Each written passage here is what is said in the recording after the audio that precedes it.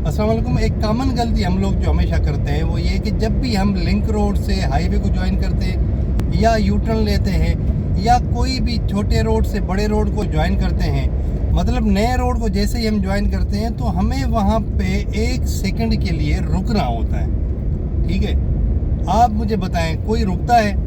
बिल्कुल नहीं रुकता।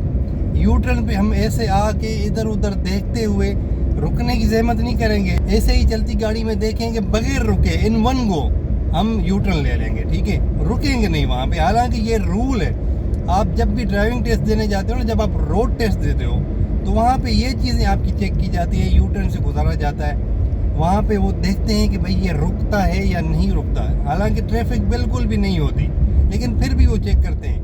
आपको पता है ये रूल है कि चाहे ट्रैफिक हो या ना हो, आपने एक रोड से जब दूसरे रोड को ज्वाइन करना है तो आपने 1 सेकंड के लिए वहाँ पे रुकना है, यानी गाड़ी को कंप्लीट स्टॉप पे लेके आना है, चाहे वो एक आधे सेकंड के लिए भी हो। गाड़ी एक दफ़ा आपने कंप्लीट स्टॉप पे लेके आनी है। अच्छा, उसकी वजह यही होती है कि आप वहाँ पे रुकें, रुक के आप चेक करें, कंफर्म कर लें, डबल चेक कर लें कि भाई कोई गाड़ी तो नहीं है आगे पीछे, या मैं किसी खतरे में तो नहीं हूँ, या मैं हिट तो नहीं हो सकता हूँ।